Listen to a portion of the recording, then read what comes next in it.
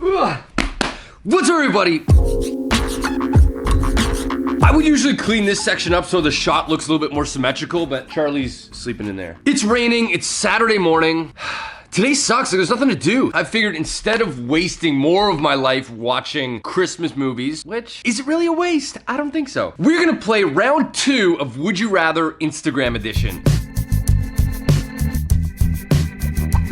I asked you guys on Instagram 10 would you rather questions. After each would you rather frame, I gave another frame where you could justify your answer. I think the last one was a little bit more fun and easy. This one has some like serious questions that would be difficult to justify on either side. Let's get into it. Okay, so question number 1, I said, would you rather live in the Harry Potter universe or the Pokemon universe? Now instantly I thought, okay, you know, I freaking love magic, but I think Pokemon, I think I'd have to say Pokemon. My whole life I wished I had a Pokemon. And like the closest thing I have is Charlie.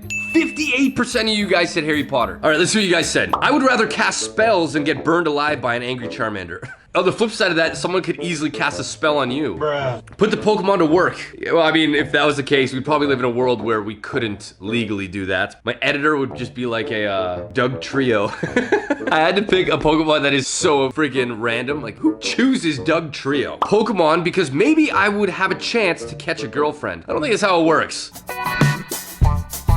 So I can see some anime titties. You know, with better questions, it's actually pulling in better answers. Oh, yeah, that was good. Harry Potter's ass is hairy. Guys, do you know how to play this game? I seen a baddie like Misty. Get myself some poke ass. You guys are horny as this video. Stop it. Get some help. Shrinkus Dinkus. Okay, that's it. Would you rather be rich but ugly or beautiful but poor? I think I might actually say ugly and rich, to be honest. Like ugly and rich, there's a lot of benefits that money can bring you in this world. Money has zero value in terms of if I want to spend time with you, if I want to get to know you. I could care less if you have a lot of money. I think personality or the stuff on the inside is what lasts. Probably ugly and rich. You'd have a little bit of an easier life with money on your side than I think if you had beauty. 55% of you guys agree with me. Let's see what you're saying. I'd rather be rich and ugly looking. You can still have a beautiful personality. I agree with this. I 100% agree with this. I think that shows maturity in this world. If I meet somebody and they're more fascinated in money or looks, I think there's an element there of immaturity. I'm already ugly, so might as well add rich to the mix. You know what I love about this is you guys aren't afraid to be self-deprecating because I can make money by being beautiful. Oh. Why didn't I think of that? You could become a model and just make a lot of money. Yeah, you win, King Sweet Peas B. King Sweet Pea. Anyway. Would you rather no knees or no elbows? This was probably the first of one of the really, really hard ones. I'd say no knees. Oh, they both suck. No knees, though. The reason I say that is I think you need your arms to do a lot more. Legs are crazy important, but your arms, you gotta feed yourself. You gotta clean yourself. No knees means uncomfortable walking and standing that will cause future back issues. Feel like you just beat the game. I think if you had no knees, you'd probably have to be in a wheelchair. I would rather be able to run and jump than do push-ups. I challenge you guys, live 1 hour of today without using your elbows. See how many stains you get on your shirt and how messy and hard your life is. Don't have to worry about hitting my funny bone anymore. What a bizarre place to go. Like of all things, you're worried about hitting your funny bone. Bruh, no knees means you can't even sit down to take a dump, and I enjoy my dumps. You don't take dumps out of your knees. You can still sit down with straight legs. I don't want anyone else to have to clean me up, if you know what I mean. Elbows help reach behind. Yeah, exactly. Don't need them. Charlie, hey, you don't need them. Would you rather nosy neighbors or noisy neighbors? Nosy neighbors for sure. Yeah, I mean, I already feel like I have a nosy neighbor. Noisy neighbors would be a nuisance really quick. You wouldn't, like your home is supposed to be a place of relaxation and rest, and if you're constantly hearing other people partying and yelling like I am right now, stop it. It would interfere with that. It wouldn't become a place of rest. Someone just like blasting like, Jennings! Let's do another shot! Let's see what you guys said. 48% of you guys said nosy. More of you guys thought noisy. Nosy is annoying, but ultimately harmless. Noisy can ruin sleep and impact your life broadly. Mark, I've never seen someone so good at would you rather in my life.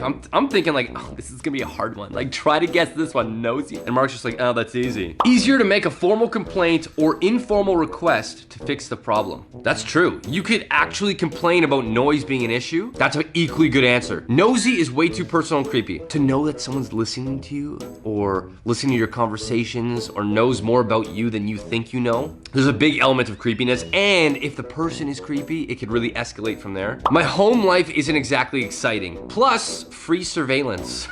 Get rid of a nosy neighbor by vacuuming your driveway. They'd think you're crazy. The thing is, if I see someone vacuuming their driveway, I only want to watch more, see what they're gonna do. I'm not gonna be like, oh. Okay, nothing to see here. They don't need to see my dickachu. Okay, next question. End hunger or end hatred? Now, at first you're like, well, I'd rather fix both, but you can't. That's the point of the game. I would say end hatred. World hunger is a population control thing. Like, I don't think you could ever get rid of it. It's a natural cause that is there to maintain overpopulation. I'm not saying it's a good thing. I'm just saying I don't think you could ever get rid of it. Wow, 56% of you guys agreed. If people hated each other less, they would probably be more willing to share resources. If people didn't hate, then ultimately they'd be willing to help someone because there's no racism, there's no anything. If all loved all and spread kindness, that implies food and inviting people to dinner. I don't think you fix world hunger by being like, hey, my place for dinner tonight? Like, you'd have to do that every night, you know? And you'd have to do that with thousands of people every day. I think more people die from hunger than hatred. Ooh, that's like a mic drop answer. You're right. Being hungry can lead to being angry and hating everything. Hangry. I know people that get hangry. It pisses me off. Why? Why do you get angry when you're hungry? This might sound messed up, but I feel like kids need to be bullied to a certain degree. I'm not gonna sit here and act like I don't know what you're saying. I get what you're saying. There's never a need for bullying. I don't think kids need to be bullied. Playground teasing, innocent playground teasing that I could see being helpful in terms of a kid's sensitivity. But bullying, never. I don't think anybody needs to be bullied. Okay, with no hatred, you wouldn't know the difference from good and evil. So everything is blah. Ooh, that's a good point. I think in this question, hatred means like racism, sexism, like really aggressive forms of negativity. But I get what you're saying. If we lived in a world where there was no negativity, we wouldn't be able to appreciate the positivity. That was a great answer, by the way. Would you rather a rewind button on life or a pause button on life? Rewind would be cool to go back and change things you regret, but I'd say pause. 57% of you guys said rewind. Would love to redo or do things twice. That moment, that feeling of you saying, oh, I want to do that again, is because you could only do it once. A first kiss, we always remember a first kiss. But would we remember it if we perfected it by going back and doing it multiple times? Probably not. To relive past memories with people who I will never talk to again. If you rewind, you don't have a fast forward button. So I think you are getting stuck, or you have to go back and then live that again. Okay, we got Mark again. He's gonna throw some logic at us. Rewind changes your path. Pause appreciates your path. Wisdom is in the latter. This guy, man. Wisdom is in the latter. You're right, okay? You're right again. Rewind changes your path. Pause oh my God, this is like a bumper sticker. Who is this guy? This is so logical. If you pause, then you can do whatever you want in as much time as you want. Yeah, but we need to establish, if you're pausing, can you just move around the world like you're freezing time? Or are you paused and you can just stay in that spot? Ooh, my God. Okay, so this next question. This is one that is probably the hardest one, or at least one of the hardest ones in this. Would you rather be cheated on or be the cheater? Now, I sat with this, I thought about it. At the end of after all my thought sessions, I thought cheated on. If you're cheated on, you don't have to carry the burden around being a shitty person. There's a saying that says, once a cheater, always a cheater. And I wholeheartedly believe this. Cheating's a tough moral thing to overcome. Picture it like you're on a diving board, really high diving board, and you're like, I want to jump into the pool, but I can't, I'm too scared. Eventually, once you do it, you can then go up and do it again because you know what it's like. The edge is taken off. You're not nervous about what's gonna happen because you know how to handle it. So I think that's what cheating is like. If you make the leap and you cheat on someone, the following times you're kind of like, well, nobody died. Yeah, someone else got the hurt feeling, but I didn't. I ended up okay. It takes the edge off of something that is so edgy, you know? So I would say to be cheated on. Yeah, you're less of a terrible person. 70% of you guys agree. Cheated on. Rather my life ruined than have the fact that I ruined another's on my mind. Your life wouldn't necessarily be ruined. It would hurt for a long time. But you're right. Would you want to carry the burden of knowing you hurt someone? I don't know. Whoever she cheats with won't have a bigger dick than me.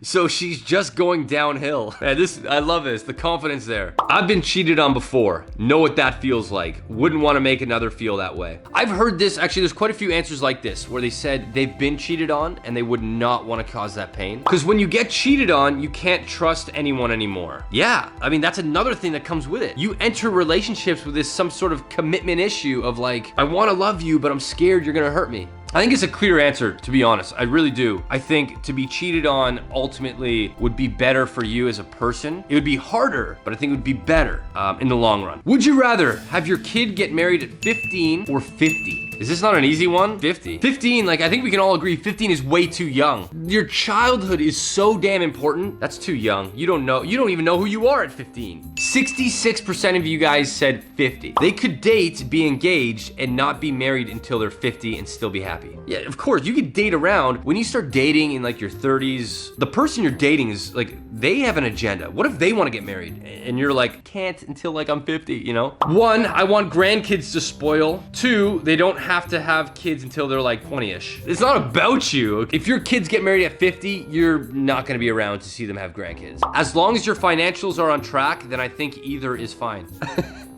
First off, what 15-year-old has their financials on track? I swear to God, I had like a Hot Wheels car and a lollipop to my name when I was 15. Your financials are not on track when you're 15. Would you rather be always itchy or always sticky? Could you imagine being either one? For sure, well, not for sure, but itchy. Sticky would be freaking disgusting.